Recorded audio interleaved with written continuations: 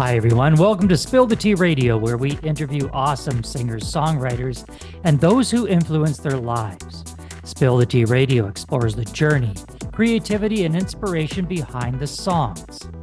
My next guest describes her music as indie jazz pop. She has toured the globe, landing in Japan, where she had her first top 40 single.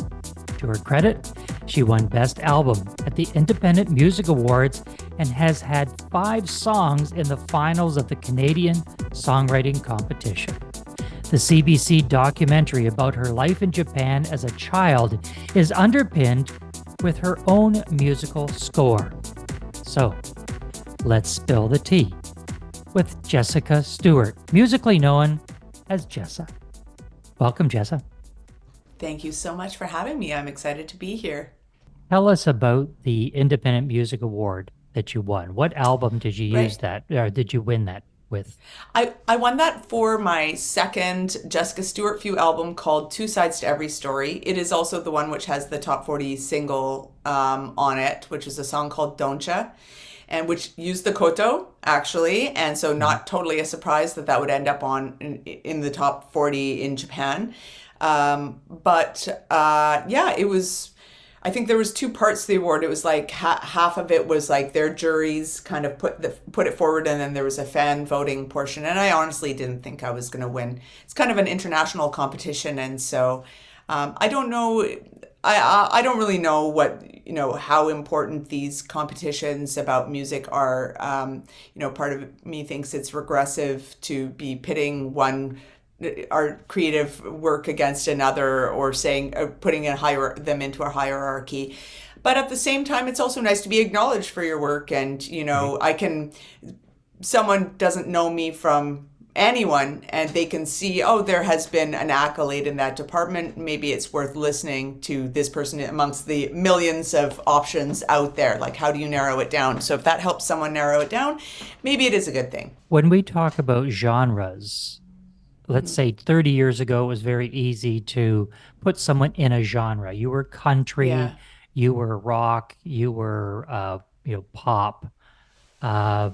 Today, the genres are getting very, very, I'll call it blurry, or they're blurred lines. Yeah. Your genre that you put down as your genre is an indie jazz pop. So can you describe for us, can you put into words what indie jazz pop is?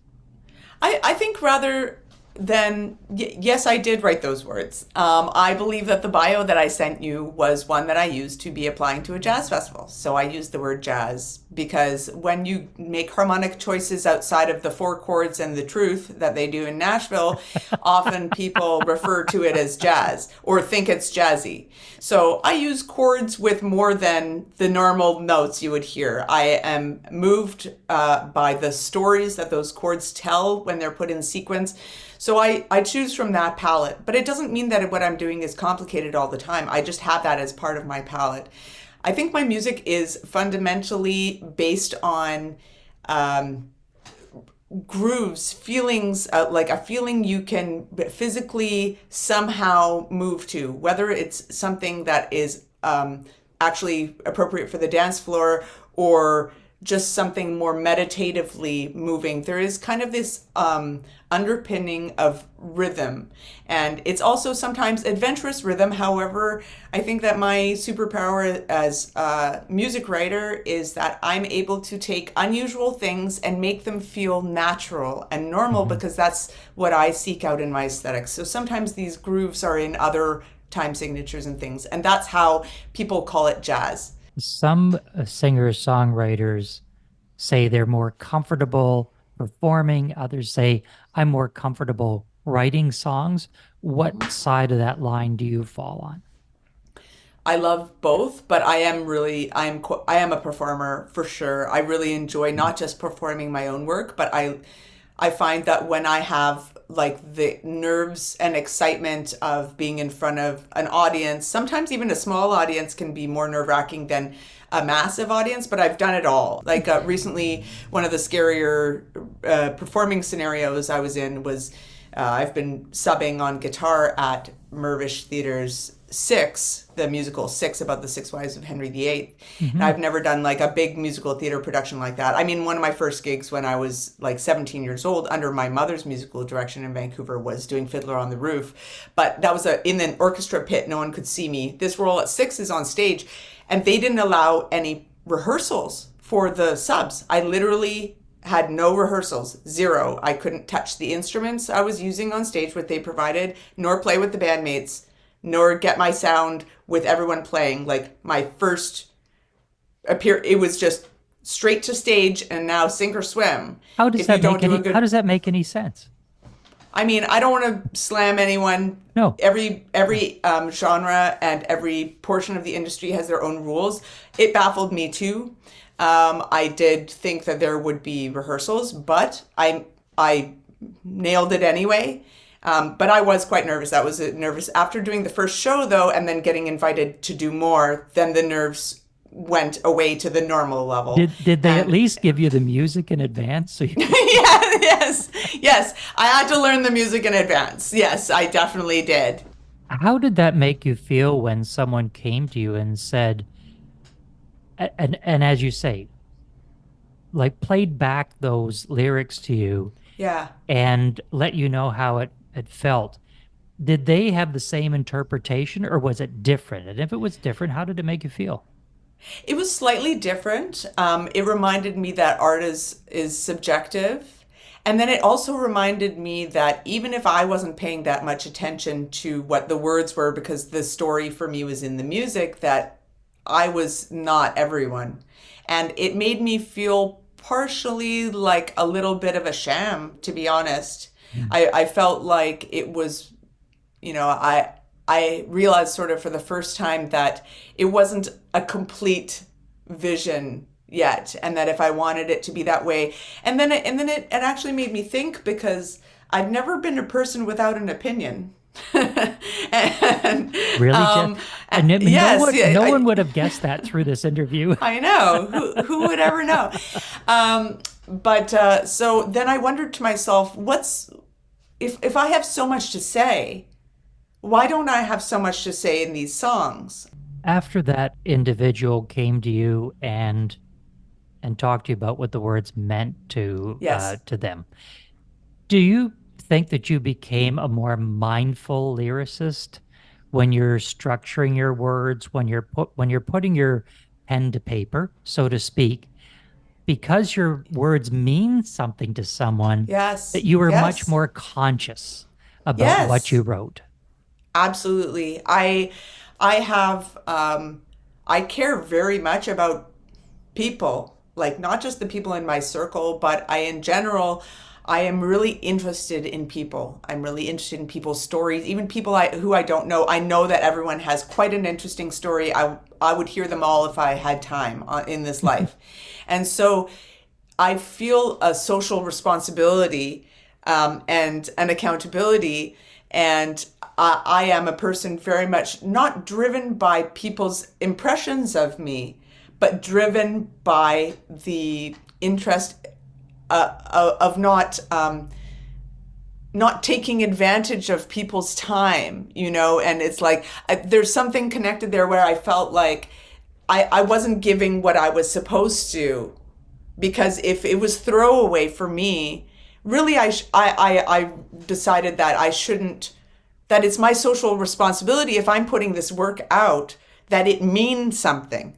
Because I don't want to create garbage. I don't want to create fluff or fast food music, or disposable music. I pride myself on making music that, to a fault, has no bearing on what the music industry is currently doing on the radio. I have a different set of life experiences than other people, and it is both my superhero power and my Achilles heel in terms of the industry, right? You talk about the different genre stuff. Well, look what being a sort of mixed genre artist has done. I mean, I have been told by every festival director from folk person says, well, you're a little jazz for the folk festival, jazz festival says, well, you're a little bit rock for the for the jazz festival. The rock festival says, well, you're a little bit folk for the rock festival. And I'm like, come on, guys. Like, and the World Music Festival is like, well, it's not quite world music-y enough for the whatever. It's more jazz. And then I'm like, guys, you can't keep passing me off, like, you know. So it is, right? Well, but I think I'm just going to keep doing what I'm doing because I've had a 15-year career in music so far as a combination of my original music endeavors and also my endeavors as a player and recording artist and producer and such.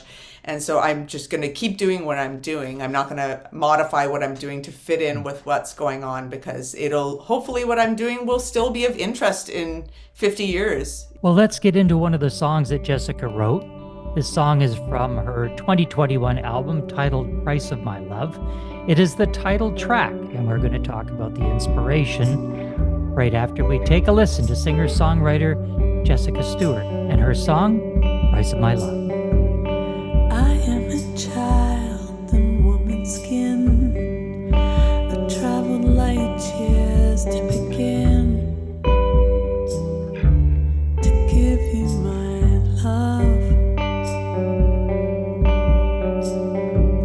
The sun makes shadows cast at dawn. See clearly from this cloud I'm on. When I give you my love, I'm not a lonely soul. Without you I feel full. Make me overflow. That's the price of my love.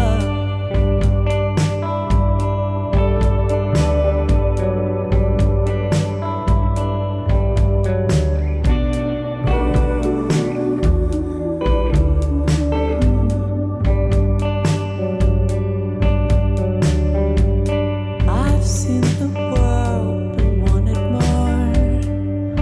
The longings never stop before. Well, I've given my love. The colors will be brighter still. The painted villas on the hill don't compare to my love. Not a lonely soul.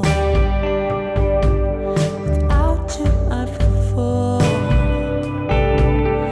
Make me overflow. That's the price of my love.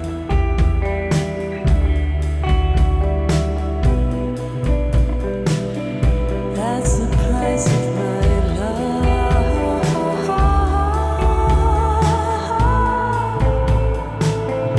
That's the price of my love.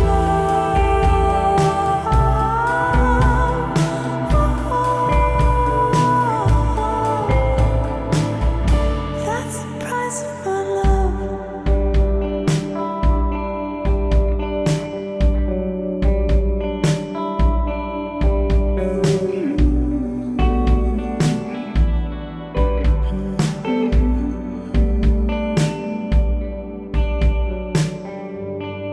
I am a star in human skin. The light transcends my pores and sins.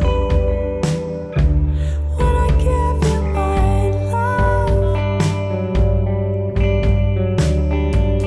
in not too long I will return to ash and dirt, an empty urn. Will be holding my love. Not a lonely soul. Without you I feel full. Make me overflow. That's the price of my love. Make me overflow. That's the price of my love. That was Jessica Stuart and her song, Price of My Love. Jessica, that album that you produced and now the title track, which is a beautiful, beautiful piece. I know that everyone would agree. It's now been added to my personal playlist Oh, thank you. with the wonderful female singer-songwriters that I have that I've interviewed. What was the inspiration to write that song? The lyrics they seem very personal. Yes. Well, I guess I had a very long relationship, which was over a decade, and it ended. And at the end of any relationship, I suppose there's an opportunity for reflection and for growth. And it takes a little bit to want to reach out and connect in that way with someone again after such a long time together with one person, even if things ended as well as they could, And so I guess I was thinking about the idea of like, what is it that I'm looking for in a partner, if I'm looking for a partner? And you all the time, people talk about, oh, you complete me, I'm looking for my other half. And I just don't ascribe to that. I feel like a complete human on my own, and I feel that I want to be with another complete human, and I want us to be greater than the sum of our parts together. And so, the lyric of the chorus is, I'm not a lonely soul. Without you, I feel whole, or I feel full. Make me overflow. That's the price of my love. So that's what it will take. I want not just enough, not just some. I want to feel over the top. I want to be greater than what I am on my own with you, to be with you.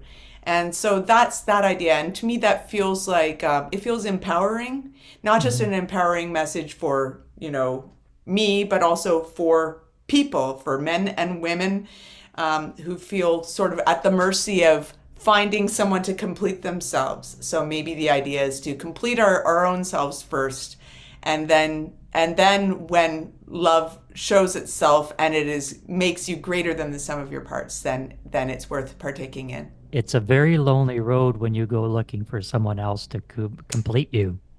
Yeah. And it rarely ends up in a very happy place. Okay, Jessa, here we go. This is the lightning round questions. Okay. And Jessica, one word answers. You're restricted Oh gosh. to one word answers, except for the very last one. What's your favorite food? Japanese. What's your favorite thing to cook? Soup. What's your best vacation destination ever? Greece. A destination that's still on your bucket list. South America. What's one word that describes you best? Complicated. What's one word that your significant other would use to describe you? Fun? What's one word that your sister would use to describe you? Probably obnoxious. What's your favorite movie? Harold and Maude. If you were stranded on a deserted island and you could only take one song with you and it's not your own, what song would it be? The Day I Tried to Live by Soundgarden. What's your nickname? Jessa. What's your guilty pleasure? Smoking weed. Who's your hero? Joni Mitchell, my mother, Joan Bucko. And what is something about you that very few people know? I am a very good pool player. I have not had that one before. That's a good one. Ding, ding, ding. The lightning round is over. Jessa, you did an amazing job. Thank you so much for participating. You get first prize. Unfortunately, there is no prize for first prize, but thanks for participating. First prize is being on Spill the Tea. Oh, you're so kind. Thank you so much. Jessa, how do people find out more about you? What's the website? What are your socials? Where can they go to find out what you're up to? I think the most up-to-date is my Instagram. That one gets touched the most often and sometimes auto dumps to other socials. So I would say Instagram.com/Jessica Stuart Music. Stuart spelt like a first name, Stuart.